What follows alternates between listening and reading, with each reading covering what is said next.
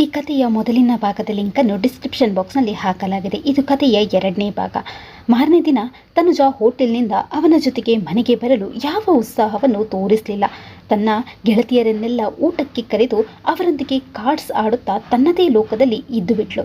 ಮನೆಗೆ ಅವಳನ್ನು ಕರೆದೊಯ್ಯಲೆಂದು ಕಾದು ಕಾದು ಸಾಕಾದ ಆಕಾಶ್ ಅವಳ ಗೆಳತಿಯರೆದುರು ತಕ್ಷಣ ಹೊರಡೋಣವೆಂದು ಅವಸರಪಡಿಸಿದ. ಟೇಂಕಾರದಿಂದ ಕಾಲ್ ಮೇಲೆ ಕಾಲು ಹಾಕಿಕೊಂಡು, ನೋನೋ, ನನ್ನ ಫ್ರೆಂಡ್ಸ್ನೆಲ್ಲ ಬಿಟ್ಟು ಆ ಕೊಂಪೆಗೆ ಬಂದು ನಾನೀಗ ಏನು ಮಾಡಲಿ? ಇಲ್ಲಿ ನನಗೆ ಸರಿ ಹೋಗ್ತಾ ಇಲ್ಲವಾದರೆ ಮನೆಗೆ ಹೊರಟು ಬಿಡು. ನೆನಪಿರಲಿ, ಸಂಜೆ ನಾವು ನೈಟ್ ಕ್ಲಬ್ಗೆ ಹೋಗಬೇಕು. ನಿನಗಾಗಿ ಕಾರ್ ಕಳುಹಿಸುತ್ತೇನೆ ಎಂದ್ಲು. ಅವನು ಒಬ್ಬನೇ ಮನೆಗೆ ಬಂದಾಗ, ಇದೇನು ಆಕಾಶು, ಒಂಟಿಯಾಗಿ ಬಂದಿರುವೆ, ತನುಜಾ ನಿನ್ನ ಜೊತೆ ಬರಲಿಲ್ವೇ? ಲಲಿತಮ್ಮ ವಿಚಾರಿಸಿದ್ರು. ಅವಳಿಗೆ ಸ್ವಲ್ಪ ಹುಷಾರಿಲ್ಲಮ್ಮ, ಮಲಗಿದ್ಲು, ನಾನು ಬಂದುಬಿಟ್ಟೆ ಎಂದ. ಏನಾಯ್ತಪ್ಪ ಅವಳಿಗೆ? ಹುಷಾರಿಲ್ಲ ಅಂತೀಯ? ನೀನು ಅಲ್ಲೇ ಅವಳ ಜೊತೆ ಇರಬಾರ್ದಿತ್ತೆ. ಅವರ ಆತಂಕ ಕಡಿಮೆ ಆಗಿರಲಿಲ್ಲ. ಅಯ್ಯೋ, ಅಂಥದ್ದೇನಿಲ್ಲಮ್ಮ, ಅವಳ ಜೊತೆ ಅವಳ ಫ್ರೆಂಡ್ಸ್ ಇದ್ದಾರೆ. ಸಂಜೆ ಆಕಾಶ್ ಎಂದಿನಂತೆ ಸಾಧಾರಣ ಉಡುಪಿನಲ್ಲಿ ಸಿದ್ಧನಾಗಿ, ಅಮ್ಮ, ತಾನು ಫ್ರೆಂಡ್ಸ್ಗೋಸ್ಕರ ಕ್ಲಬ್ನಲ್ಲಿ ಪಾರ್ಟಿ ಇಟ್ಕೊಂಡಿದ್ದಾಳೆ. ರಾತ್ರಿ ಊಟಕ್ಕಾಗಿ ನನಗೆ ಕಾಯಬೇಡಿ ಎಂದು ಹೇಳಿ ಕಾರು ಏರಿ ಹೋಟೆಲ್ಗೆ ಹೊರಟು ಬಿಟ್ಟ. ಅವನನ್ನು ಕಂಡೊಡನೆ ತನುಜಾಳ ಕೋಪ ಕೆರಳಿತು. ಇದೇನು ತೀರಾ ಆರ್ಡಿನರಿ ಡ್ರೆಸ್ನಲ್ಲಿ ಬಂದಿದ್ದಿ? ನಿನ್ನ ಬಳಿ ಬೇರೆ ಸೂಟ್ ಇಲ್ಲದಿದ್ದರೆ ಡ್ಯಾಡಿ ಮದುವೆಗೆ ಕೊಡಿಸಿದ್ರಲ್ಲಿ ಒಂದನ್ನು ಹಾಕಿಕೊಂಡು ಬರಬಾರ್ದಿತ್ತೆ. ನೈಟ್ ಕ್ಲಬ್ಗೆ ಯಾರಾದರೂ ಇಂತಹ ಕಳಪೆ ಗೆಟಪ್ನಲ್ಲಿ ಹೋಗ್ತಾರೇನು? ಅವಳು ಒಂದೇ ಸಮ ರೇಗಾಡಿದ್ಲು. ಇಷ್ಟು ಸೆಕೆಯಲ್ಲಿ ನನಗೆ ಸೂಟ್ ಧರಿಸಲಾಗದು. ನಿನ್ನಂತೆ ನನಗೆ ಕ್ಲಬ್ ಸುತ್ತಬೇಕೆಂಬ ಯಾವ ಆಸೆಯೂ ಇಲ್ಲ. ಬೇಕಿದ್ರೆ ನೀನು ಒಬ್ಬಳೇ ಹೋಗು, ನಾನು ಬರಲ್ಲ. ಅಂಥ ದುಬಾರಿ ಕ್ಲಬ್ಗೆ ಎಂಟ್ರಿ ಪಡೆಯಲು ನಿನಗೆ ಯೋಗ್ಯತೆ ಇದ್ದರೆ ತಾನೇ. ಈ ಕ್ಲಬ್ಗೆ ಮೆಂಬರ್ಶಿಪ್ ಪಡೆಯಲು ನಿನ್ನ 8 ತಿಂಗಳ ಸಂಬಳ ಸುರಿಯಬೇಕಾಗುತ್ತೆ, ಗೊತ್ತೇನು? ಅವಳ ಕೋಪ ಇನ್ನೂ ಆರಿರಲಿಲ್ಲ. ನನ್ನ ಕೆಲಸ, ಗುಣ, ನಡತೆ, ಸಂಬಳ, ಮನೆತನ ಎಲ್ಲ ನೋಡಿಕೊಂಡೇ ನಿಮ್ಮ ತಂದೆ ನನ್ನ ಬಳಿ ಕನ್ಯಾಸೆರೆ ಬಿಡಿಸಿಕೊಡಲು ಕೇಳಿಕೊಂಡು ಬಂದಿದ್ದು. ಮತ್ತೆ ಮತ್ತೆ ನೀನು ಹೀಗೆ ನನ್ನನ್ನು, ನನ್ನ ಮನೆಯವರನ್ನು ಅವಮಾನಿಸ್ತಾ ಇದ್ದರೆ ನನಗೆ ಸಹಿಸಲಾಗದು. ನೀನು 1-2 ವರ್ಷವಲ್ಲ, ಹೀಗೆ ಜೀವನವಿಡೀ ಸಹಿಸಿಕೊಳ್ಳುತ್ತಲೇ ಇರಬೇಕಾಗುತ್ತೆ. ಡ್ಯಾಡಿ ನನಗೆ ನೀಡಿರುವ ಶಿಕ್ಷೆಗೆ ಮೂಲ ಕಾರಣ ನೀನೇ. ತಮ್ಮ ಹಠದ ಕಾರಣ ಅವರು ನನ್ನ ಜೀವನ ಹಾಳು ಮಾಡಿದರು. ಅದೆಂಥ ಹಠ? ನಿನಗೆ ಶಿಕ್ಷೆಯಾಗಲು ನಾನು ಹೇಗೆ ಕಾರಣವಾಗ್ತೀನಿ? ಆಕಾಶನಿಗೆ ಆಶ್ಚರ್ಯವಾಯಿತು. ಸರಿಯಾಗಿ ಕೇಳಿಸ್ಕೊ, ಇದನ್ನು ಅರ್ಥ ಮಾಡಿಕೊಂಡು ನಿನ್ನ ಲಿಮಿಟ್ನಲ್ಲಿ ನೀನಿರು. ನಾನು ರಾಜುನನ್ನೇ ಮದುವೆ ಆಗಬೇಕು ಅಂತಿದ್ದೆ. ನಾವಿಬ್ಬರು ಕಾಲೇಜಿನ ಮೊದಲ ದಿನದಿಂದಲೇ ಕ್ಲೋಸ್ ಆಗಿದ್ದೆವು. ಅವನದು ಬೇರೆ ಜಾತಿ ಅಂತ ಡ್ಯಾಡಿ ಈ ಮದುವೆಗೆ ಒಪ್ಪಲಿಲ್ಲ. ಅವನು ನಿನ್ನಂತೆ ದಡ್ಡ ಅಲ್ಲ, ಬಿಂದಾಸ್ ಹುಡುಗ. ಲೈಫ್ ಇರೋದೇ ಮಜಾ ಉಡಾಯಿಸ್ಲಿಕ್ಕೆ ಅನ್ನೋನು. ಅದಕ್ಕೆ ಡ್ಯಾಡ್ಗೆ ಸರಿ ಹೋಗ್ತಾ ಇರಲಿಲ್ಲ. ನನ್ನ ಆಸ್ತಿ ಹೊಡೆಯಲೆಂದೇ ಅವನು ನನ್ನನ್ನು ಮದುವೆಯಾಗಲು ಒಪ್ಪಿದ್ದಾನೆಂಬುದು ಡ್ಯಾಡ್ ಅಭಿಪ್ರಾಯ. ನಾನು ಅವನನ್ನೇ ಮದುವೆಯಾಗುವುದಾದರೆ ತಮ್ಮ ಆಸ್ತಿಯಲ್ಲಿ ನಯಾ ಪೈಸೆ ಕೊಡುವುದಿಲ್ಲ ಅಂದ್ಬಿಟ್ರು. ಅವರದು ಸ್ವಯಾರ್ಜಿತ ಆಸ್ತಿ, ಆದ್ದರಿಂದ ನಾನು ಅವರೊಪ್ಪಿದ ನಿನ್ನಂತಹ ಗುಗ್ಗುನ ಮದುವೆ ಆಗಬೇಕಾಯಿತು. ಅವನೆಂದರೆ ನಿನಗೆ ಅಷ್ಟು ಆಸೆ ಇರುವಾಗ ನೀನು ಅವನನ್ನೇ ಕಟ್ಟಿಕೊಳ್ಬೇಕಿತ್ತು. ಅಪ್ಪನ ಆಸ್ತಿ ಒದ್ದು ಹೋಗುವಷ್ಟು ನಿನಗೆ ಯೋಗ್ಯತೆ ಇರಲಿಲ್ವೇ? ಇದೆಲ್ಲ ಸಿನಿಮಾಗಳಲ್ಲಿ ಹೇಳೋದು ಸುಲಭ, ಜೀವನದಲ್ಲಿ ಪಾಲಿಸೋದು ಕಷ್ಟ. ಒಮ್ಮೆ ಆಸೆಯ ಅನುಕೂಲಗಳ ಸುಖ ಅನುಭವಿಸಿದವರು ಅದನ್ನು ಬಿಟ್ಟೋರುಂಟೆ, ಬಿಟ್ಟು ಕೆಟ್ಟೋರುಂಟೆ. ನಿನ್ನಂಥವರಿಗೆ ಹೈಫೈ ಲೈಫ್ ಸ್ಟೈಲ್ ಬಗ್ಗೆ ಏನು ಗೊತ್ತಾಗುತ್ತೆ ಬಿಡು. ನಾನು ಇರೋದ್ರಲ್ಲಿ ಅಲ್ಪತೃಪ್ತ. ಹಾಸಿಗೆ ಇದ್ದಷ್ಟು ಕಾಲ್ಚಾಚು ಎಂದು ನಡೆಯುವವನು. ಮನುಷ್ಯನಿಗೆ ಸುಖ ಅಂತ ಸಿಗುವುದು ತನ್ನ ಕುಟುಂಬದ ಪ್ರೀತಿ ವಾತ್ಸಲ್ಯ ಪಡೆದುಕೊಂಡಾಗ ಮಾತ್ರ. ನಿನಗೆ ಅದೆಂದು ಸಿಕ್ಕಿಲ್ಲ ಅಂತ ಕಾಣಿಸುತ್ತೆ. ಓ ಶಟಪ್, ನಿನ್ನಿಂದ ಲೆಕ್ಚರ್ ಕೇಳಲು ನಾನು ಸಿದ್ಧಳೇ ಇಲ್ಲ. ನನಗೆ ಟೈಮೂ ಇಲ್ಲ. ನಿನ್ನ ಈ ಅವತಾರದಲ್ಲಿ ಯಾರೂ ನಿನ್ನನ್ನು ಆ ಕ್ಲಬ್ನೊಳಗೆ ಬಿಟ್ಟುಕೊಳ್ಳೋದಿಲ್ಲ. ಆದ್ದರಿಂದ ನೀನು ನನ್ನ ಜೊತೆ ಬರದೇ ಇರುವುದೇ ಉತ್ತಮ. ಅದು ಅಲ್ಲದೆ ಅಲ್ಲಿಗೆ ನಗರದ ಕಡು ಶ್ರೀಮಂತರು, ಸೆಲೆಬ್ರಿಟಿ ಲೆವೆಲ್ನವರು ಬರ್ತಾರೆ. ನಿನ್ನಂತಹ ಕುಚೇಲನನ್ನು ನಾನವರಿಗೆ ಏನೆಂದು ಪರಿಚಯಿಸಲಿ? ನೀನಲ್ಲಿ ಕಂಫರ್ಟೇಬಲ್ ಆಗಿರಲು ಸಾಧ್ಯವಿಲ್ಲ. ರಾಜೇಶ್ ಮತ್ತು ನನ್ನ ಇತರ ಫ್ರೆಂಡ್ಸನ್ನು ನೋಡಿ ನಿನಗೆ ಮತ್ತಷ್ಟು ಇನ್ಫೀರಿಯರಿಟಿ ಕಾಂಪ್ಲೆಕ್ಸ್ ಹೆಚ್ಚಬಹುದು. ತನ್ನ ಮಾತು ಮುಗಿಸಿದ ತನುಜಾ ಆ ಕೋಣೆಯಿಂದ ಹೊರಗೆ ಹೊರಟಳು. ತನುಜಾಳ ಮಾತುಗಳು ಅವನನ್ನು ಈಟಿಯಂತೆ ಇರಿದವು. ಎಷ್ಟೋ ಜನ IAS ಪರೀಕ್ಷೆ ಎದುರಿಸಿ ಅಧಿಕಾರಿಗಳಾಗಿದ್ದಾರೆಂದು ಇವಳಿಗೆ ಗೊತ್ತಿಲ್ಲ. ಸಮಾಜದಲ್ಲಿ ತನ್ನ ಪ್ರತಿಷ್ಠೆ ಏನೆಂಬುದು ಅವಳಿಗೆ ತಿಳಿಯದು. ಇವಳನ್ನು ಮದುವೆಯಾಗಿ ತಾನು ಅತಿ ದೊಡ್ಡ ತಪ್ಪು ಮಾಡಿದೆ ಎನಿಸಿತು. ದಿನೇ ದಿನೇ ಅವಳು ತನಗೆ ಮಾತ್ರವಲ್ಲದೆ ತಾಯಿ, ತಂಗಿಯರು, ನೆಂಟರಿಸ್ರು ಎಲ್ರಿಗೂ ಅವಮಾನ ಮಾಡುವುದನ್ನೇ ತನ್ನ ಕರ್ತವ್ಯವೆಂದುಕೊಂಡಿದ್ದಾಳೆ. ಇಂತಹ ತಿರಸ್ಕಾರವನ್ನು ಜೀವನವಿಡೀ ಹೀಗೆ ಸಹಿಸ್ತಾ ಇರಬೇಕೆ? ಈಗ ಅವನಿಗೆ ರಾಮರಾಯರು ತನ್ನಂತಹ ಮಧ್ಯಮ ವರ್ಗದ ಸೀದಾಸಾದ ವ್ಯಕ್ತಿಯನ್ನು ಮಹಾಸ್ವಾರ್ಥಿಯಾದ ದುರಭ್ಯಾಸಗಳ ದಾಸಿಯಾದ ಮಗಳಿಗೆ ಯಾಕೆ ಅಳಿಯನನ್ನಾಗಿ ತಂದುಕೊಂಡರೆಂಬುದು ಚೆನ್ನಾಗಿ ಅರ್ಥ ಆಯಿತು. ಮಧ್ಯಮ ವರ್ಗದ ಆರ್ಥಿಕ ಸಂಕಷ್ಟದಲ್ಲಿರುವ ಇಬ್ಬರು ತಂಗಿಯರ ಮದುವೆಯಾಗಬೇಕಾಗಿರುವ ತನ್ನಂತಹ ಬಕ್ರಾನನ್ನೇ ಇದಕ್ಕೆ ಸರಿಯೆಂದು ನಿರ್ಧರಿಸಿದ್ದಾರೆ. ವರದಕ್ಷಿಣೆ ವರೋಪಚಾರದ ಆಸೆಗೆ ಮರುಳಾಗಿ ಅಮ್ಮ ಹಿಂದೆ ಮುಂದೆ ಯೋಚಿಸದೆ ಈ ಮದುವೆಗೆ ಒಪ್ಪಿದ್ರು.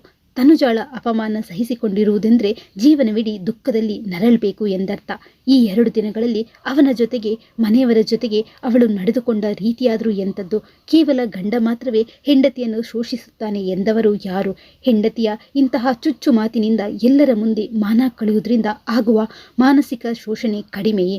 ತಾನೀಗ ಅವಳಿಂದ ವಿಚ್ಛೇದನ ಪಡೆದರೆ ಅದು ಮನೆಯಲ್ಲಿ ದೊಡ್ಡ ಬಿರುಗಾಳಿ ಎಬ್ಬಿಸಬಹುದು. ನಾಳೆ ತಂಗಿಯರ ಮದುವೆಗೆ ಈ ಕಾರಣದಿಂದ ತೊಂದರೆಯಾಗಬಹುದು. ಆ ಕಾರಣಕ್ಕೆ ಅಮ್ಮ ವಿಚ್ಛೇದನಕ್ಕೆ ಎಂದು ಒಪ್ಪಿಕೊಳ್ಳದೇ ಇರಬಹುದು. ಇದೇ ರೀತಿ ಅಸಮಂಜಸಕ್ಕೆ ಸಿಲುಕಿ ಅವನು ಯಾವಾಗ ನಿದ್ದೆಗೆ ಜಾರಿದ್ನೋ ತಿಳಿಯಲಿಲ್ಲ. ಬೆಳಿಗ್ಗೆ ಫೋನ್ ಸದ್ದು ಮಾಡಿದಾಗಲೇ ಅವನಿಗೆ ಎಚ್ಚರವಾದದ್ದು. ಅದಾಗಲೇ 8 ಗಂಟೆ ಆಗಿತ್ತು. ತನುಜ ಹಾಸಿಗೆಯಲ್ಲಿ ಇರಲಿಲ್ಲ. ಅದರರ್ಥ ಅವಳು ರಾತ್ರಿಯಿಡೀ ಕ್ಲಬ್ನಲ್ಲೇ ಕಾಲ ಕಳೆದಿದ್ಲು ಅಂತಾಯ್ತು. ಅಷ್ಟು ಹೊತ್ತಾದರೂ ಅವಳಿಗೆ ವಾಪಸ್ ಬರಬೇಕು ಅನಿಸಿರಲಿಲ್ಲ. ತನುಜ, ನೀನು ಎಲ್ಲಿದ್ರೂ ಸರಿ, ತಕ್ಷಣ ಹೋಟೆಲ್ಗೆ ಹೊರಟು ಬಾ. ನಾನಿಲ್ಲಿ ನಿನಗಾಗಿ ಕಾಯ್ತಾ ಇದ್ದೀನಿ. ಸಾರಿ, ಖಂಡಿತ ನಾನೀಗ ಬರುವ ಸ್ಥಿತಿಯಲ್ಲಿಲ್ಲ. ಸಂಜೆ ಹೊತ್ತಿಗೆ ಬರ್ತೀನಿ ಬಿಡು ಎನ್ನುತ್ತಾ ಫೋನ್ ಕಟ್ ಮಾಡಿದ್ಲು. ಎನ್ಕ್ವೈರಿಯಿಂದ ಫೋನ್ ಮಾಡಿದ ಜಾಗದ ವಿಳಾಸ ಪಡೆದು ಅವನು ಅಲ್ಲಿಗೆ ಹುಡುಕಿಕೊಂಡು ಬಂದಾಗ ಬಾಗಿಲು ತೆರೆದು ಎದುರಿಗೆ ನಿಂತನು ರಾಜೇಶ್. ತನು ಎಲ್ಲಿದ್ದಾಳೆ? ರಾಜೇಶ್ನ ಉತ್ತರಕ್ಕೂ ಕಾಯದೆ ಆಕಾಶ್ ಅವನ ಬೆಡ್ರೂಮ್ ಒಳಹೊಕ್ಕ. ಅಸ್ತವ್ಯಸ್ತ ಬಟ್ಟೆಗಳಲ್ಲಿ ತನುಜ ಹಾಸಿಗೆ ಮೇಲೆ ಪ್ರಜ್ಞೆ ಇಲ್ಲದವಳಂತೆ ಬಿದ್ದಿದ್ಲು. ಹಿಂದಿನಿಂದ ಬಂದ ರಾಜೇಶ್ ಅವಳ ಪರವಾಗಿ ಕ್ಷಮೆ ಕೇಳುವವನಂತೆ, ಸಾರಿ, ನಿನ್ನೆ ರಾತ್ರಿ ತನು ಹೆಚ್ಚು ಪೆಗ್ಸ್ ತೆಗೆದುಕೊಂಡಿದ್ಲು. ಆ ಸ್ಥಿತಿಯಲ್ಲಿ ಖಂಡಿತ ಹೋಟೆಲ್ಗೆ ಕರೆತರುವುದು ಸಾಧ್ಯವಿರಲಿಲ್ಲ. ಹೀಗಾಗಿ ಇಲ್ಲಿಗೆ, ಅದಕ್ಕೆ ನಿನ್ನ ಬೆಡ್ರೂಮ್ಗೆ ಕರೆದುಕೊಂಡು ಬಂದ್ಯಾ? ಈಗಲೇ ಇವರಪ್ಪನಿಗೆ ಫೋನ್ ಮಾಡ್ತೀನಿ, ಆಗ ಗೊತ್ತಾಗುತ್ತೆ ನಿಮ್ಮಿಬ್ಬರ ಬಂಡವಾಳ ಅವರಿಗೆ. ಆಕಾಶ್ ರಾಜೇಶ್ನನ್ನು ಗದರಿಸಿಕೊಂಡ. ದಯವಿಟ್ಟು ಹಾಗೆ ಮಾಡಬೇಡಿ. ಅವರು ತನುವನ್ನು ಜೀವಂತವಾಗಿರಲು ಬಿಡಲ್ಲ. ನಾನು ನಿಜ ಹೇಳ್ತಾ ಇದ್ದೀನಿ, ನಾನೇನು ತಪ್ಪು ಮಾಡಿಲ್ಲ. ಮುಂದೆ ಎಂದು ಹೀಗೆ ಆಗದಂತೆ ನಾನು ನೋಡಿಕೊಳ್ತೀನಿ. ದಟ್ಸ್ ಮೈ ಪ್ರಾಮಿಸ್ ಎಂದ ರಾಜೇಶ್. ಇವರಿಬ್ಬರ ಜೋರು ಮಾತುಗಳಿಂದ ತನುಜ ಎಚ್ಚರಗೊಂಡ್ಳು. ಆಕಾಶ್ನನ್ನು ಅಲ್ಲಿ ನೋಡುತ್ತಲೇ ಅವಳು ಕಿಟಾರನೆ ಕಿರಿಚಿದ್ಲು. ಯು ಡರ್ಟಿ ಫೆಲೋ, ನನ್ನ ಬೆನ್ನ ಹಿಂದೆ ಇಂತಹ ಪತ್ತೆದಾರಿಕೆ ಮಾಡಲು ನಾಚಿಕೆ ಆಗುವುದಿಲ್ವೇ? ಇಲ್ಲಿಯವರೆಗೂ ಹುಡುಕಿಕೊಂಡು ಬಂದ್ಯ. ಇಡೀ ರಾತ್ರಿ ಮಾಯವಾಗಿದ್ದ ಹೆಂಡತಿಯನ್ನು ಹುಡುಕಿಕೊಂಡು ಗಂಡ ಬಂದಿದ್ದಾನೆ ಅಂದರೆ ಅದು ಪತ್ತೆದಾರಿಕೆಯಲ್ಲ, ಕಾಳಜಿ ಅಂತಾರೆ. ತುಂಬ ಜಾಸ್ತಿ ಆಯಿತು. ಮೊದಲು ನಡಿ ಇಲ್ಲಿಂದ, ಇಲ್ಲಾಂದರೆ ನಿಮ್ಮ ತಂದೆಯವರನ್ನು ಕರೆಸಿ ಪಂಚಾಯಿತಿ ಮಾಡಬೇಕಾಗುತ್ತದೆ. ಡ್ಯಾಡಿಗೆ ಏನಾದರೂ ಹೇಳಿದರೆ ಹುಷಾರ್. ಡೊಮೆಸ್ಟಿಕ್ ವೈಲೆನ್ಸ್, ವರದಕ್ಷಿಣೆ ಕಿರುಕುಳ ಅಂತ ನಿನ್ನ ಮನೆಯವರನ್ನೆಲ್ಲ ಒಳಗೆ ಹಾಕಿಸಿ ಬಿಡ್ತೀನಿ. ನನ್ನ ತಂಟೆಗೆ ಎಂದು ಬರಬೇಡ. ನಾನು ಮನಸ್ಸಿಗೆ ಬಂದ ಹಾಗೆ ಇರ್ತೀನಿ. ಈ ರೀತಿ ಗಂಡ ಅಂತ ಜೋರು ಮಾಡ್ಕೊಂಡು ಬಂದರೆ ಸುಮ್ಮನಿರುವವಳಲ್ಲ. ನಾನು ನಿನ್ನ ಗುಲಾಮಳಲ್ಲ ಅಂತ ಚೆನ್ನಾಗಿ ನೆನ್ಪಿಟ್ಕೊ. ತನು ಪ್ಲೀಸ್ ಸುಮ್ಮನಿರು. Don't create a scene. Akash ನಿನಗಾಗಿ ಬಹಳ ಕನ್ಸರ್ನ್ ಹೊಂದಿದ್ದಾರೆ. ನಿನ್ನನ್ನು ಕರೆದುಕೊಂಡು ಹೋಗಲು ಬಂದಿದ್ದಾರೆ. ನೀನೀಗ ಅವರ ಜೊತೆ ಹೋಗಲೇಬೇಕು ಎಂದು ರಾಜೇಶ್ ಆಗ್ರಹಪಡಿಸಿದ. ಅಂತೂ ತೂರಾಡುತ್ತಾ ಬಾಯಿಗೆ ಬಂದಂತೆ ಅವನನ್ನು ಬೈಯುತ್ತಾ ತನುಜ ಗಂಡನ ಜೊತೆ ಹೋಟೆಲ್ ತಲುಪಿದ್ಲು. ಕೋಣೆ ತಲುಪಿ 2 ಗ್ಲಾಸ್ ನಿಂಬೆ ಜ್ಯೂಸ್ ಕುಡಿದ ಮೇಲೆ ಅವಳ ಸ್ಥಿತಿ ಸುಧಾರಿಸಿತು. ಅವಳನ್ನು ಅದೇ ಸ್ಥಿತಿಯಲ್ಲಿ ಮನೆಗೆ ಕರೆದೊಯ್ಯಲು ಆಕಾಶನಿಗೆ ಧೈರ್ಯ ಬರಲಿಲ್ಲ. ಮನೆಗೆ ಫೋನ್ ಮಾಡಿ ಅವಳ ಆರೋಗ್ಯ ಹದಗೆಟ್ಟಿರುವುದರಿಂದ ತಾವಿಬ್ಬರು ಸಂಜೆ ಮನೆಗೆ ಬರ್ತೀವಿ ಎಂದು ಸೂಚನೆ ನೀಡಿದ. ಸಂಜೆ ತನುಜ ಎಂದಿನಂತೆ ಸರಿ ಹೋದಾಗ ಆಕಾಶ್ ಅವಳಿಗೆ ಅನುನಯದಿಂದ, ತನು, ಬೆಳಗಿನಿಂದ ಎಲ್ಲರೂ ನಿನಗಾಗಿ ಮನೆಯಲ್ಲಿ ಕಾಯ್ತಾ ಇದ್ದಾರೆ. ಹೊಸ ಸೊಸೆ ಕೈಯಲ್ಲಿ ಹಾಲು ಉಕ್ಕಿಸಿ ಎಲ್ರಿಗೂ ಹಂಚುವ ಶಾಸ್ತ್ರವಿದೆ. ನೀನು 2 ನಿಮಿಷ ಗ್ಯಾಸ್ ಮುಂದೆ ನಿಂತು ಆ ಪಾತ್ರೆ ಇಳಿಸಿಬಿಡು ಸಾಕು. ವಿಚಾರ ನಮ್ಮ ಮನೆಯಲ್ಲಿ ಯಾರಿಗೂ ಹೊಳೆಯುವುದೂ ಇಲ್ಲ. ಇದು ನಮ್ಮ ಮನೆಯ ಒಂದು ಶಾಸ್ತ್ರ. ಬಂದ ನೆಂಟರೆಲ್ಲರೂ ಹೊಸ ಸೊಸೆಯ ಕೈಯಲ್ಲಿ ಹಾಲು ಕುಡಿದು ಅವಳನ್ನು ಆಶೀರ್ವದಿಸುತ್ತಾರೆ, ಉಡುಗೊರೆ ನೀಡ್ತಾರೆ. ಬೇಗ ರೆಡಿಯಾಗು, ಹೊರಡೋಣ. ತೂ, ಶಾಸ್ತ್ರ ಸಂಪ್ರದಾಯ ಬಿಟ್ಟರೆ ಆ ನಿಮ್ಮ ದರಿದ್ರ ಮನೆಯಲ್ಲಿ ಬೇರೇನೂ ಇಲ್ವೇ? ಅಡುಗೆ ಮನೆ ಇರಲಿ, ನಿಮ್ಮ ದರಿದ್ರ ಕೊಂಪಿಗೆ ಕಾಲಿಡ್ಲಿಕ್ಕೂ ನನಗೆ ಹೇಸಿಗೆ ಅನಿಸುತ್ತೆ. ನನ್ನಂತಹ ಕೋಟ್ಯಾಧೀಶ್ವರ ಮಗಳ ಕೈಯಲ್ಲಿ ಹಾಲು ಬಿಸಿ ಮಾಡಿ ಕುಡಿಯದಿದ್ರೆ ನಿನ್ನ ನೆಂಟರಿಗೆಲ್ಲ ಲಕ್ವ ಹೊಡೆಯುತ್ತದೆ. ನೆನಪಿರಲಿ, ನಾನು ನಗರದ ಕೋಟ್ಯಾಧಿಪತಿ ರಾಮರಾಯರ ಒಬ್ಳೆ ಮಗಳು. ಇದುವರೆಗೂ ಯಾರೂ ನನ್ನೆದುರು ಜೋರಾಗಿ ಮಾತನಾಡಿದ್ದಿಲ್ಲ. ಜುಜುಬಿ, ನಿಮ್ಮಮ್ಮ ನನಗೆ ಆರ್ಡರ್ ಮಾಡ್ತಾಳೋ, ಕಂಬಿ ಎಣಿಸ್ಬೇಕಾಗುತ್ತೆ, ಹುಷಾರ್ ಅಂತ ಆವಾಸ್ ಹಾಕ್ತಾಳೆ. ನೀನು ಒಂದು ಮಾತು ನೆನ್ಪಿಟ್ಕೋ. ನನ್ನ ಬಳಿ ಮದುವೆ ಪ್ರಸ್ತಾಪ ಹಿಡಿದು ಬಂದವರು ಅದೇ ನಿಮ್ಮ ಕೋಟ್ಯಾಧಿಪತಿ ತಂದೆ. ನನ್ನ ಮನೆ ಬಾಗಿಲಿಗೆ ಬಂದು ಕಾಲು ತೊಳೆದು ಕನ್ಯಾದಾನ ಮಾಡ್ತೀನಿ ಅಂತ ಅವರಾಗಿ ಕೇಳ್ಕೊಂಡ್ರೆ ಹೊರತು ನಿನ್ನ ಲಫಂಗ ಬಾಯ್ ಫ್ರೆಂಡ್ ಸರಹ ನಿನ್ನ ಹಿಂದೆ ನಾಯಿಯಂತೆ ಅಲೆದವನಲ್ಲ ನಾನು. ನಮ್ಮ ನೆಂಟರೆಲ್ಲರೂ ದೂರಗಳಿಂದ ಬಂದಿದ್ದಾರೆ. ಮರ್ಯಾದೆಯಾಗಿ ಹೋಗಿ ಅವರನ್ನು ಕಳುಹಿಸಿಕೊಡೋಣ. Just shut up. ಆ ದರಿದ್ರ ಜನ ನಿನ್ನ ನೆಂಟ್ರೆ ಹೊರತು ನನ್ನ ಎಡಗಾಲಿನ ಉಂಗುಷ್ಟ ಕಾಣುವ ಯೋಗ್ಯತೆಯು ಉಳ್ಳವರಲ್ಲ. ಅವುಗಳನ್ನು ಕಟ್ಕೊಂಡು ನನಗೇನು ಆಗಬೇಕಾಗಿಲ್ಲ. ನಿನ್ನ ಈ ಹಾಳು ಭಾಷಣ ನಿಲ್ಲಿಸಿ ಅವರ ಬಳಿಗೆ ಹಾರಿ ಹೋಗು. ಸಂಜೆ ನಾನೊಂದು ಬರ್ತ್ಡೇ ಪಾರ್ಟಿಗೆ ಹೋಗಬೇಕಾಗಿದೆ. ಈಗಿನಿಂದ ತಯಾರಾದರೆ 8 ಗಂಟೆಗೆ ಹೋಗಿ ಸೇರಬಹುದು ಎನ್ನುತ್ತಾ ತನ್ನ ಮೇಕಪ್ ಶುರು ಮಾಡಿದ್ಲು. ಇನ್ನಷ್ಟು ಹೀನಾಯವಾದ ಮಾತುಗಳನ್ನು ಕೇಳಿಸಿಕೊಳ್ಳಲಾರದೆ ಆಕಾಶ್ ಅಲ್ಲಿಂದ ಮನೆಗೆ ಹೊರಟ. ಅವನು ಒಬ್ಬನೇ ವಾಪಸ್ ಬಂದದ್ದನ್ನು ಕಂಡು ಲಲಿತಮ್ಮ ಆತಂಕಗೊಂಡ್ರು. ಅವರು, ಆಕಾಶ್, ಅದ್ಯಾಕೊಪ್ಪ ನಿನ್ನ ಹೆಂಡತಿಗೆ ನಮ್ಗಳ ತಲೆ ಕಂಡ್ರೇನೆ ಆಗಲ್ಲ ಅನ್ಸುತ್ತೆ. ಅವಳ ಕೈಯಲ್ಲಿ ಹಾಲು ಕುಡಿದಷ್ಟೇ ತೃಪ್ತಿ ಆಯಿತು ಬಿಡು. ನಾವಿನ್ನು ಬರ್ತೀವಪ್ಪ, ಅಲ್ಲಲ್ಲ ಹೋಗ್ತೀವಪ್ಪ. ಮತ್ತೆ ಈ ಮನೆಗೆ ಬಂದರೆ ಅವಳು ಮುಖದ ಮೇಲೆಯೇ ಬಾಗಿಲು ಹಾಕಬಹುದು ಎಂದು ಹೊರಡಲು ಎದ್ರು. ಬೇರೆ ನೆಂಟರು ಅವರನ್ನು ಹಿಂಬಾಲಿಸಿದರು. ಇದೇನು ಆಕಾಶು, ಈ ಹುಡುಗಿಯಿಂದ ನಮಗಿನ್ನೂ ಅದೆಷ್ಟು ಅವಮಾನ ಆಗಬೇಕಿದೆಯೋ. ಲಲಿತಮ್ಮ ಕಣ್ಣಿಗೆ ಸೆರಗು ಒತ್ಕೊಂಡ್ರು. ಕವಿತಾ ವಿನುತಾ ಅವರನ್ನು ಸಮಾಧಾನ ಪಡಿಸುತ್ತಾ ಒಳಗೆ ಕರೆದುಕೊಂಡು ಹೊರಟರು. ಅಷ್ಟರಲ್ಲಿ ಮನೆ ಮುಂದೆ ಕಾರ್ ಬಂದಿತು. ಅದರಿಂದ ಫುಲ್ ಸೂಟ್ ಧರಿಸಿ ರಾಮರಾಯರು ಇಳಿದು ಬಂದು ಅಳಿಯನನ್ನು ವಿಚಾರಿಸಿಕೊಂಡ್ರು. ಎಂದಿನ ಕುಶಲೋಪರಿ ನಂತರ ರಾಯರು ಅವನ ಕೈಗೆ ಬೀಗದ ಕೈ ಕೊಡುತ್ತಾ, ಮಿಸ್ಟರ್ ಆಕಾಶ್, ನಿಮಗೂ ನಮ್ಮ ತನಗೂ ಹೊಂದುವಂತಹ ಒಂದು ಹೊಸ ಬಂಗ್ಲೆ ಖರೀದಿಸಿ ಇವತ್ತೇ ಅವಳ ಹೆಸರಲ್ಲಿ ರಿಜಿಸ್ಟರ್ ಮಾಡಿಸಿದ್ದೇನೆ. ಇದೇ ಆ ಬೀಗದ ಕೈ, ತೆಗೆದುಕೊಳ್ಳಿ.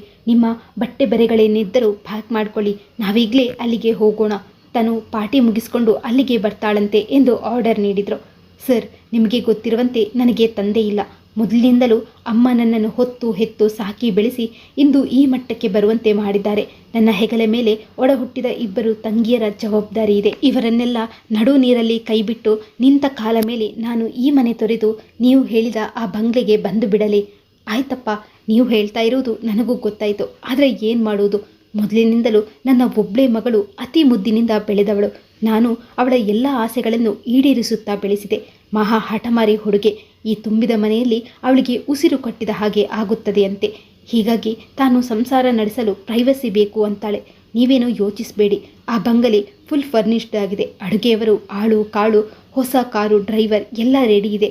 ನೀವು ಬಂದು ಅಲ್ಲಿ ನಿಲ್ಲಿಸುವುದಷ್ಟೇ ಬಾಕಿ. ನಿಮ್ಮ ಮನೆಯವರ ಯೋಚನೆ ಮಾಡಬೇಡಿ. ಇಲ್ಲಿ ಬೇಕಾದ ಅನುಕೂಲಗಳನ್ನು ಕಲ್ಪಿಸಿಕೊಟ್ಟು ಮನೆ ಖರ್ಚಿಗೆ ತಿಂಗಳಿಗೆ 50,000 ಕೊಟ್ಟು ನಿಮ್ಮಿಬ್ಬರು ತಂಗಿಯರ ಮದುವೆಯನ್ನು ಒಂದೇ ಮುಹೂರ್ತದಲ್ಲಿ ಮುಂದಿನ ತಿಂಗಳೊಳಗೆ ಮುಗಿಸಿಬಿಡೋಣ. ಅಮ್ಮ, ನೀವೇನಂತೀರಿ ಎಂದು ಲಲಿತಮ್ಮನವರನ್ನು ಕೇಳಿದರು. ತಾವು ಏನೂ ಕೇಳದೆಯೇ ಎಲ್ಲ ಕ್ಷಣ ಮಾತ್ರದಲ್ಲಿ ನಡೆದು ಹೋಗ್ತಾ ಇರುವುದನ್ನು ನೋಡಿ ಅವರಿಗೆ ನಂಬಲಿಕ್ಕೆ ಆಗಲಿಲ್ಲ. ಆಗಲಿ, ಹಿರಿಯರು ನೀವು, ಪ್ರಪಂಚ ಕಂಡವರು, ಕಷ್ಟ ಸುಖ ತಿಳಿದವರು. ಮಗ ಸೊಸೆ ಆಗಾಗ ಇಲ್ಲಿಗೂ ಬಂದು ಹೋಗ್ತಾ ಇರಲಿ ಅಂತ ಅಷ್ಟೇ ಎಂದು ತಮ್ಮ ಒಪ್ಪಿಗೆ ಸೂಚಿಸಿದರು. ಅವನ ತಂಗಿಯರಿಗಂತೂ ಏನನ್ನು ನಂಬಲು ಆಗಲೇ ಇಲ್ಲ. ಆದರೆ ಆಕಾಶನ ನಿರ್ಣಯವೇ ಬೇರೆ ರೀತಿ ಇತ್ತು. ಅವನು ದೃಢವಾಗಿ ಒಂದೇ ಮಾತಿನಲ್ಲಿ ಹೇಳಿದ, ದಯವಿಟ್ಟು ಕ್ಷಮಿಸಿ ಸರ್. ಹಾಗಿದ್ರೆ ನೀವು ಮೊದಲೇ ಯಾರೂ ಇಲ್ಲದ ಒಬ್ಬ ಅನಾಥ ಹುಡುಗನನ್ನು ನೋಡಿ ಮನೆ ಅಳಿಯನನ್ನಾಗಿ ಮಾಡಿಕೊಳ್ಬೇಕಿತ್ತು. ನನ್ನಂತಹ ತುಂಬಿದ ಮನೆ ಹುಡುಗನಿಗೆ ಕೊಡಬಾರ್ದಿತ್ತು. ಅದು ಹಾಗಲ್ಲಪ್ಪ ಆಕಾಶ್, ನೀವೆಂಥ ಮೈದೇವಿ, ಮುಂದೆ ನನ್ನ ಬಿಸ್ನೆಸ್ ನೋಡಿಕೊಳ್ಳುವುದರಲ್ಲೂ ಎಂಥ ಬೆಸ್ಟ್ ಆಗಬಲ್ಲಿರಿ ಅಂತ ನನಗೆ ಗೊತ್ತು. ಇವಲ್ಲದೆ ನನ್ನ ಸಮಸ್ತ ಆಸ್ತಿಗೂ ಬೇರೆ ಯಾರೂ ಉತ್ತರಾಧಿಕಾರಿ ಇಲ್ಲ. ಯಾವುದೇ ಕಾರಣಕ್ಕೂ ಬೇಸರ ಮಾಡಿಕೊಳ್ಬೇಡಿ. ನನ್ನ ಮಗಳು ಸ್ವಲ್ಪ ಎಳಸು, ಮದುವೆಯಾಗಿ ಹೋಯ್ತಲ್ಲ, ಸ್ವಲ್ಪ ದಿನಗಳಲ್ಲಿ ನಿಮಗೆ ಅಡ್ಜಸ್ಟ್ ಆಗಿ ಬಿಡ್ತಾಳೆ. ನಿಮ್ಮ ಬೇರೆ ಡಿಮ್ಯಾಂಡ್ ಏನಿದ್ರೂ ಹೇಳಿ, ಎಷ್ಟು ಲಕ್ಷ ಖರ್ಚಾದರೂ ಸರಿ, ಅದನ್ನೆಲ್ಲ ನಾನು ನಡೆಸ್ಕೊಡ್ತೀನಿ. ಇದರರ್ಥ ನಿಮಗೆ ನಿಮ್ಮ ಮಗಳ ಎಲ್ಲ ದುರ್ಗುಣಗಳು ತಿಳಿದಿತ್ತು ಅಂತ. ಹೀಗಾಗಿಯೇ ನನ್ನಂತಹ ಅಮಾಯಕನನ್ನು ಅಳಿಯನನ್ನಾಗಿ ಮಾಡಿಕೊಂಡು ನಿಮ್ಮ ಜವಾಬ್ದಾರಿಯನ್ನು ನನಗೆ ವರ್ಗಾಯಿಸಲು ಯತ್ನಿಸಿದ್ರಿ. ಅದಕ್ಕಾಗಿ ಲಕ್ಷ ಲಕ್ಷ ಖರ್ಚು ಮಾಡ್ತಾ ಇದ್ದೀರಿ. ದುರ್ಗುಣಗಳ ಅವತಾರವಾದ ನಿಮ್ಮ ಮಗಳು ತಾನೇನು ಅಂತ 2-3 ದಿನಗಳಲ್ಲಿ ನಿರೂಪಿಸಿದ್ದಾಳೆ. ಅವಳು ಬಯಸುವಂತೆ ಅವಳನ್ನು ಆ ರಾಜೇಶನಿಗೆ ಕೊಟ್ಟು ಮರು ಮದುವೆ ಮಾಡಿಸಿ, ಸ್ವಾಭಿಮಾನಿಯಾದ ನಾನು ನನ್ನ ಮಾನ ಮರ್ಯಾದೆ, ಕೆಲಸ, ಮನೆ, ನನ್ನವರು ಎಲ್ಲವನ್ನು ಬಿಟ್ಟು ನಿಮ್ಮ ಹಣಕ್ಕಾಗಿ ನಾಯಿಯಂತೆ ಹಿಂಬಾಲಿಸಲಾರೆ. ಆ ತರಹ ನಾನು ಬಂದದ್ದೇ ಆದರೆ ನಿಮ್ಮಿಬ್ಬರ ದೃಷ್ಟಿಯಲ್ಲಿ ಎಷ್ಟು ಚೀಪ್ ಆಗ್ತೀನಿ ಅಂತ ನನಗೆ ಚೆನ್ನಾಗಿ ಗೊತ್ತು ಅಂದಾಗ, ರಾಜೇಶ, ಅಂಥದ್ದೇನೂ ಇಲ್ಲ, ಅವನು ಅವಳ ಕ್ಲಾಸ್ಮೇಟ್ ಅಷ್ಟೇ. ಸಾರಿ ಸರ್ ಎಂದು ಅಂದು ನಡೆದದ್ದು 3 ದಿನಗಳ ಅವಳ ವ್ಯವಹಾರ ಎಲ್ಲವನ್ನು ವಿವರಿಸಿದ ಆಕಾಶ್, ದಯವಿಟ್ಟು ನನ್ನನ್ನು ಕ್ಷಮಿಸಿಬಿಡಿ. ನಿಮ್ಮ ಕೋರಿಕೆ ನೆರವೇರಿಸಲಾರೆ. ನಿಮ್ಮ ಉತ್ತರಾಧಿಕಾರಿ ಆಗುವ ಯಾವ ದುರಾಸೆಯೂ ನನಗಿಲ್ಲ. ಹೋಟೆಲ್ನಲ್ಲಿ ತಂಗಿರುವ ನಿಮ್ಮ ಮಗಳು ದಿನಕ್ಕೊಬ್ಬರ ತೋಳಿನಲ್ಲಿ ಹೊರಗೆ ಕಂಡವರ ಬೆಡ್ರೂಮಿಗೆ ಹೋಗುವ ಬದಲು ಆ ರಾಜೇಶನ ಜೊತೆ ನೀವು ಹೇಳಿದ ಆ ಹೊಸ ಬಂಗಲೆಯಲ್ಲಿ ಇರಲಿ. ನಾನು ಈ ಮದುವೆ ಸಿಂಧುವೇ ಅಲ್ಲ, ನೋ ಮ್ಯಾರೇಜ್ ಸರ್ಟಿಫಿಕೇಟ್ ಸಹಿ ಮಾಡಿಕೊಡ್ತೀನಿ. ಕಾನೂನು ರೀತ್ಯ ಈ ಬಂಧನದಿಂದ ನಿಮ್ಮ ಮಗಳಿಗೆ ಮುಕ್ತಿ ಕೊಡಿಸಿ ನನ್ನನ್ನು, ನಮ್ಮ ಮನೆಯವರನ್ನು ನೆಮ್ಮದಿಯಾಗಿ ಇರಲು ಬಿಟ್ಟುಬಿಡಿ. ನೀವು ಹೇಳುವ ಎಲ್ಲ ಪತ್ರಗಳಿಗೂ ಸಹಿ ಮಾಡಿಕೊಡ್ತೀನಿ. ಅವಳ ಭವಿಷ್ಯದ ಜೀವನಕ್ಕೆ ನಾನೆಂದು ತೊಡಕಾಗಲಾರೆ. ಆಕಾಶು ಏನು ಹೇಳ್ತಾ ಇದ್ಯಾ? ಮನೆ ಮುಂದಿನ ತೋರಣ ಸಹ ಬಾಡಿಲ್ಲ, ಆಗಲೇ ಮದುವೆ ಮುರಿಯುವ ಮಾತು ಆಡಬೇಡ, ಲಲಿತಮ್ಮ ಸಮಾಧಾನಿಸಿದ್ರು. ತೋರಣ ಬಾಡಿಲ್ಲ, ನನ್ನ ಹೃದಯ ಬೆಂದು ಸುಟ್ಟು ಕರಕಲಾಗಿದೆ ಕಣಮ್ಮ. ಈ 3 ದಿನಗಳಲ್ಲಿ ನಾನು ಅನುಭವಿಸಿದ ನರಕ ಯಾತನೆ ನನ್ನ ಶತ್ರುಗಳಿಗೂ ಬೇಡ. ಮೊದಲು ಅವರು ಕೊಟ್ಟಿರುವ ವರದಕ್ಷಿಣೆಯ ಹಣ, ಒಡವೆ, ವಸ್ತ್ರ, ವರೋಪಚಾರದ ವಸ್ತು, ಆ ಎಸಿಗಳು ಎಲ್ಲವನ್ನು ವಾಪಸ್ ಕೊಟ್ಟು ಬಿಡು. ದಯವಿಟ್ಟು ನನ್ನನ್ನು ಕ್ಷಮಿಸಿ ಸರ್. ನನ್ನ ಈ ಮಾತುಗಳು ನಿಮಗೆ ನೋವು, ನಿರಾಸೆ ತರಬಹುದು. ಆದರೆ ಜೀವನದ ಉದ್ದಕ್ಕೂ ಅವಳ ಗುಲಾಮನಾಗಿ ನಿಮ್ಮ ಮನೆ ಆಸ್ತಿ ಕಾಯುವ ನಾಯಿ ಆಗಲಾರೆ. ಈಗಲೇ ಇವೆಲ್ಲ ವಸ್ತು ತೆಗೆದುಕೊಂಡು ನಾಳೆ ನಿಮ್ಮ ಲಾಯರ್ ಜೊತೆ ಬಂದು ಅದೇನೇನು ಬೇಕೋ ಎಲ್ಲ ಪತ್ರಗಳಿಗೂ ನನ್ನ ಸಹಿ ಹಾಕಿಸಿಕೊಳ್ಳಿ. ಗುಡ್ ಬೈ ಎಂದು ಹೇಳಿ ಹೊರಗೆ ಹೊರಟ. ಅಮ್ಮ, ನಾನು ಹತ್ತಿರದ ದೇವಾಲಯಕ್ಕೆ ಹೋಗಿ ರಾತ್ರಿ 8 ಗಂಟೆ ಹೊತ್ತಿಗೆ ಬರ್ತೀನಿ. ಅವರಿಗೆ ಸೇರಬೇಕಾದದ್ದನ್ನು ಕೊಟ್ಟು ಕಳುಹಿಸಿಬಿಡು ಎಂದು ಮತ್ತೊಮ್ಮೆ ತಾಯಿಗೆ ಹೇಳಿದ. ಲಲಿತಮ್ಮ ಕಕ್ಕಾಬಿಕ್ಕಿಯಾಗಿ ರಾಯರಿಗೆ ಏನೋ ಸಮಾಧಾನ ಹೇಳಲೆತ್ನಿಸಿದ್ರು. ತಮ್ಮನ್ನು ಬಿಟ್ಟು ದೂರ ಹೊರಟ ಆಕಾಶನನ್ನು ಹೆಮ್ಮೆಯಿಂದ ದಿಟ್ಟಿಸುತ್ತಾ, ನನಗೆ ಇಂಥ ಒಬ್ಬ ಮಗ ಇರಬೇಕಿತ್ತು ಎಂದು ರಾಯರು ತಾವು ಬಂದ ದಾರಿಗೆ ಸುಂಕವಿಲ್ಲ ಎಂಬಂತೆ ಹೊರಟೇ ಬಿಟ್ಟರು. ಈ ಕಥೆ ನಿಮಗೆ ಇಷ್ಟ ಆಗಿದೆ ಅಂತ ಅಂದ್ಕೊಂಡಿದ್ದೇನೆ. ಇಷ್ಟ ಆಗಿದ್ದರೆ ವಿಡಿಯೋಗೊಂದು ಲೈಕ್ ಕೊಡಿ, ಹಾಗೆ ಪ್ಲೀಸ್ ಸಬ್ಸ್ಕ್ರೈಬ್ ಕೂಡ ಮಾಡಿಕೊಡಿ. ಧನ್ಯವಾದಗಳು.